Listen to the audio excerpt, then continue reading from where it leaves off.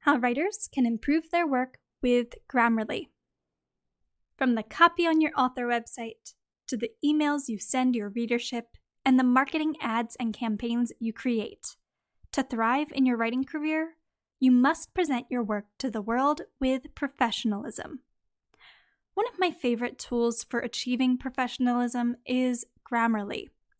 After crafting and revising content, Grammarly reveals key insights and inaccuracies that help me polish my work before I present it to the world.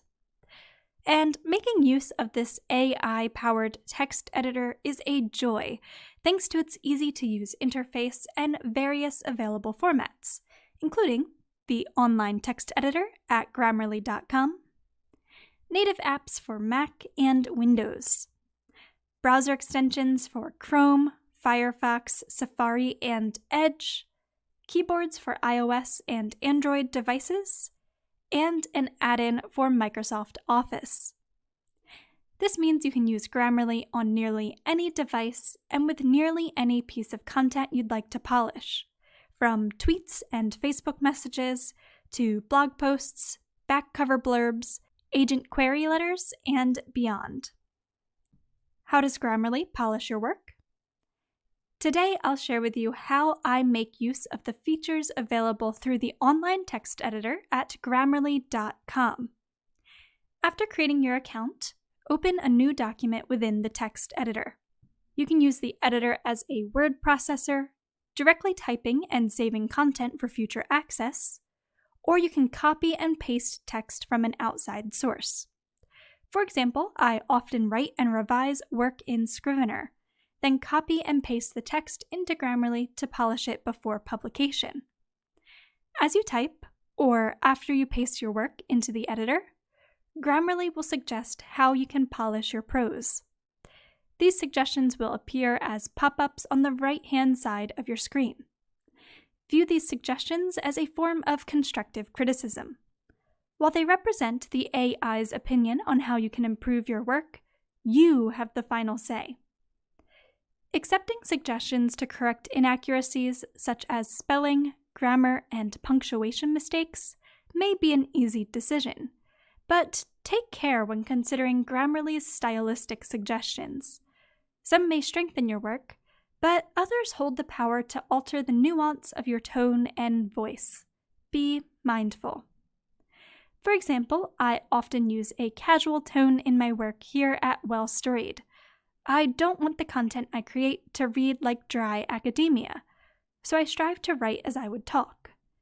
Because of this, I occasionally make stylistic choices that Grammarly doesn't necessarily appreciate, mainly tautologies. In other words, saying the same thing twice in different words. For example, I may write, "To succeed in your writing life, you must work according to your own process." Grammarly's suggestion is to remove own from this sentence. To succeed in your writing life, you must work according to your process. Often, I agree with Grammarly's stylistic suggestions and use them to tighten my prose. But at times, I want the emphasis that a tautology offers, or the rhythm that starting a sentence with a conjunction provides. When running your own work through the text editor, remember that Grammarly is a tool. You get to decide how to use it.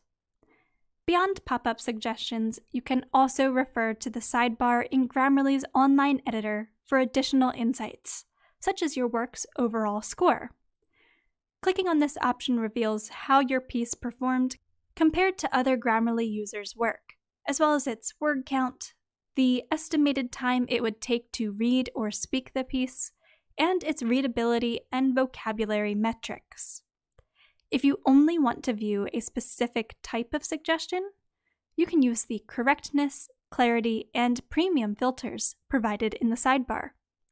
The latter is available only to premium users, of course. Premium users can also send their work to Grammarly's professional proofreaders for a final run-through, or make use of Grammarly's plagiarism checker. Tailoring Grammarly's suggestions to your work.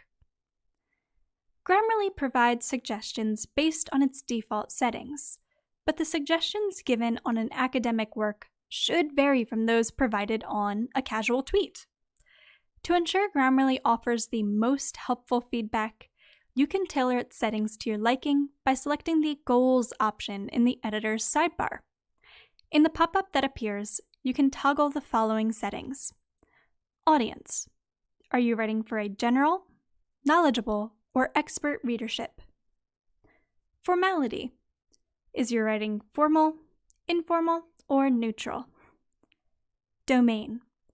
Is your work academic, technical, business-related, casual, or creative? Note that this is a premium feature.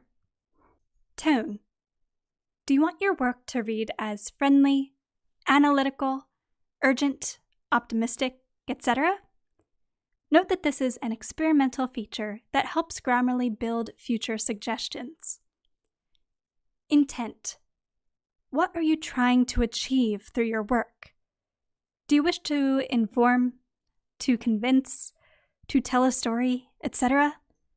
Note that this is also an experimental feature that helps Grammarly build future suggestions. Once you've toggled your document goals appropriately, press Done and allow Grammarly to tailor its suggestions to better fit your unique work. How should writers make use of Grammarly?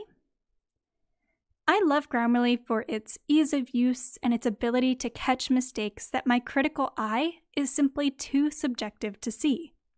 Its stylistic changes have also shaped the way I self-edit my work, helping me better present my ideas with clarity and brevity before I've run an article or newsletter through the program. I suggest all authors make use of Grammarly to polish the copy on their author websites and book blurbs, in their emails and marketing campaigns, in any blog posts they write, and even in the more professional social media posts they share. You may have noticed that I haven't mentioned running your fiction through Grammarly. Doing so can certainly help you catch major spelling, grammar, and punctuation mistakes, which can be a great way to prevent minor embarrassment before posting a snippet online or sending your manuscript to an agent or publisher. However, fiction is highly stylistic writing. When running chapters of my work through Grammarly, I've found that it offered too many suggestions that would dull my characters' voices rather than improve the quality of my work.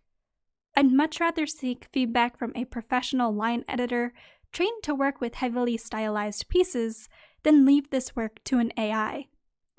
When I do run a passage through Grammarly to polish it before sharing, I use the correctness filter in the sidebar to ensure I only see suggestions that correct inaccuracies. Interested in giving Grammarly a try? Register for a free account today to gain access to the online editor, as well as the native apps and keyboards, the browser extensions, and the Microsoft Office add-in. For users on the free plan, Grammarly offers suggestions concerning inaccuracies and wordiness. The premium plan of Grammarly dives much deeper, sharing suggestions on unclear sentence structure, overused and ineffective vocabulary, non-inclusive language, inappropriate tone, and more. With Premium, you also gain access to Grammarly's professional proofreaders and plagiarism checkers.